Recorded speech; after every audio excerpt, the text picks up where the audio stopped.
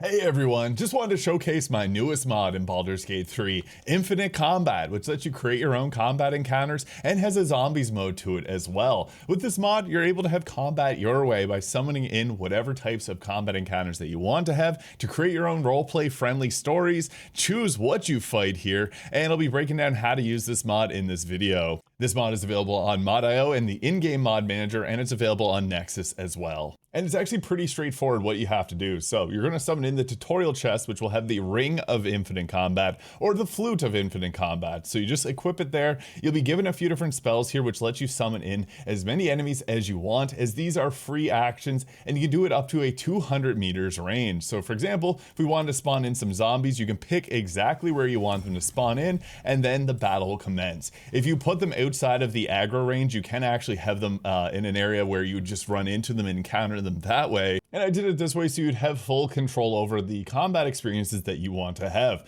Now, there's a number of different enemies that you can fight here, and I tried to keep them relatively balanced. Like we have the ogres here, which have a bit more health. They're close range combatants. The zombies, which are very close range combatants, but they also come with the undead fortitude, which gives them a bit of tankiness because once you take them down to 0 hit points, they get 1 more hit point. We also have early game options like the weak skeletons here. Now the skeletons are pretty cool because they will attack with a sword, and they'll also attack with a longbow, and they look pretty silly. But there are also stronger blood skeletons that function somewhat the same, as they have the longsword and longbow attacks, which you have to watch out for because they're a little bit different from the zombies, which are only at melee range. There are also methods here, which are the magma variety, so they do have a few different spells they'll attack with, and they have their explosion that they'll have whenever you take them out. The death burst fire there, and they're also immune to fire damage.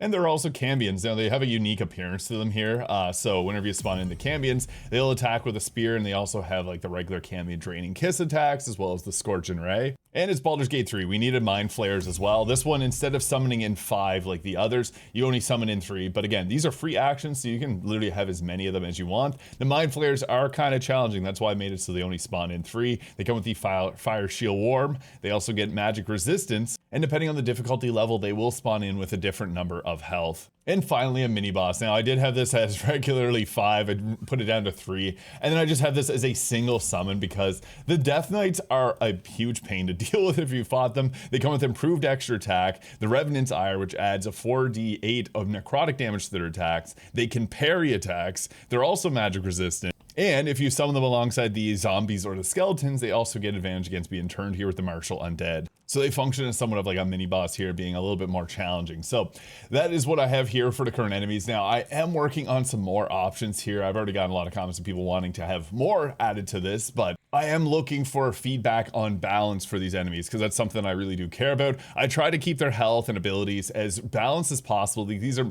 mostly meant for like end game, although like you do have the skeletons, the methods, which you can fight like in Acts 1 and 2. But just know that I am working on more. There is a limit to how many spells you're going to put onto an item here, and I went with an item versus a spell like cheater spell because I just found that this works best. The best part about it is if you want to use the ring because it looks cool, you can, or you can just use a flute as it has all the spells here, and it's a free action unequip. So if you just want these off of your bar while you're in combat, it won't cost you any resources to do so, nor do the spells cost anything to summon. I know people want to see things like goblins and other characters that get added, but right now, random effects in Baldur's Gate 3 is not really easy to do. For a game that's built around dice rolls, you'd think it'd be easy, but for making a lot of mods and putting hundreds and hundreds and hundreds and hundreds and hundreds of hours into the toolkit, it's not really easy. You have to use external scripting to get that to work properly. And the only random effect in Baldur's Gate 3, oddly enough, is Nimbus's Bite, and even that is not random. It's a really weird way of how it works. I am working on a card throwing subclass which has some random effects to it. It takes a lot of time in the back end to get things like that to work properly, so I am working on getting random effects or random appearances to pop up, but right now as it stands, they just all have like a similar appearance. Not that it is much of a deal because the summons in the base game Baldur's Gate 3 work this way as well, but just know it's something that I am working on. I already got a number of comments asking for that, so just wanted to address it in this video. This is a mod that I will be working on over time because it is a pretty large scale, but something that I really wanted to have in Baldur's Gate 3. And the meaning for this was that I love the new photography maps. Like this here is the Emerald Lake by Inky Please. Love it. And now if you are not a huge fan of like virtual photography, you can use this to fight in some cool, unique new places and place the enemies how you want them. Now I will skip my turn just to show how this works. So for example, like that, yeah, you're gonna be facing off against a multitude of them. And the best thing about this is you can put them really spread out if you wanna try and have this like a little bit less intense. This is again meant for more so in the late game here, as they are decently strong, but nothing too overpowered here. And also if you like these cool weapons, these are my Darker Sword and Shield mod and the Fire, Frost, and Flora swords. I also have a few other weapon mods in the works right now. So lots of modding stuff, spending a lot of time on all this, but this is here so that I can test out my subclass mods, and it just adds a whole new layer to the fights in the game, because you can add some extra skeletons to certain encounters like early on in the game if you want something else.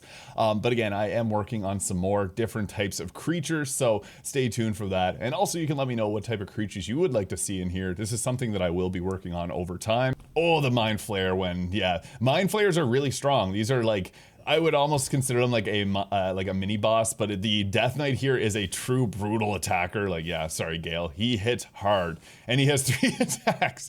Oh God, poor Gale. This is meant to be like, he's meant to be more of a challenge. That's why there's only one of them.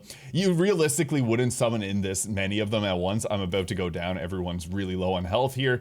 You're more so meant to like summon in like a number of them at a time and like fight that encounter. I more so just did this to showcase them all at the same time here. Game over. We'll do something a little bit more manageable here. So again, these are free actions. You can summon them in as you see fit, and it's just fun. It's a good way to be able to test your builds, because there's no, like, there is like a practice target dummy in Baldur's Gate 3, but it doesn't work really as well as you'd want it to. But this is fun because you can just come ahead here, go into the fights with as many enemies as you want. You can even, like, it is in groups of 5 for most of them, but you can spawn them really far away and then just pick them off later with a spell like cheater spells here. But I want this mod for people to have full control over it, so that it's like, there is mods out there that'll do somewhat of a similar effect here, where you do get to fight against random enemies like Trials of Tav. This is more so for maps like these photo mode mods, so that you can get some cool new encounters and just make it feel lore friendly. And having a 200-meter range means you can actually set these up ahead of time. Like, see, he's now summoned in, but he's not in a fight with us. So you can actually go through and litter the map with these, like if you're playing with friends, and then encounter these new combat encounters as you explore. Yeah, the Death Knights are one tough cookie. They are not easy to deal with. You got to use pretty much all that you have available to deal with them. They are fun if you spawn in like a few skeletons alongside it, because he does get buffed from that. Oh, he has Hellfire Orb too, which is like a pretty devastating attack. Yeah, very challenging. That's kind of the goal that I was going for with this. Like, he is more so like a mini boss to deal with, and I don't have, like, he's level 4, so I'm not min-maxed for this fight. RIP. And you can even do like a zombie defense mod, because I have released the Wild Spring Barbarian, and they have a spell that lets you summon in as many walls as you want. So you can set up walls to protect your team and fight against zombies like that. So that's why I include like the zombies mode. The zombies are just a melee combatant here, so they're meant to like run in, rush, and attack you with their melee attacks. So if you set up like walls, they have to make their way through those walls. Well, you can just like huck away like arrows from range, or use like magic missile. But yeah, I am looking to add more to this mod, so this is a work in progress, because it is complete and you can have a full experience with this now, but I want to add more enemies to this just so you guys have more things to experiment around with and play around with your different builds. And I've been having a lot of fun putting something like this together, so let me know again what type of enemies you'd like to see. And again, I'm working on having some type of random enemy spawner, but it's not really super easy to do. But go download it on Mod.io and Nexus. And I hate to be asking for endorsements. It doesn't have any endorsements right now. And I have a very poor ratio. Like, my Lucky Clover domain has 16,000 downloads and only 14 people endorsed it. So just a reminder, if you're enjoying mods from mod creators, an endorsement just means a lot. Mod authors don't get paid for this kind of stuff, but it's nice to see a little thumbs up for the hard work that we put into these things. So yeah, subscribe if you found this mod or video fun or useful. Hope you guys all have an incredible day, and we'll catch you in the next one.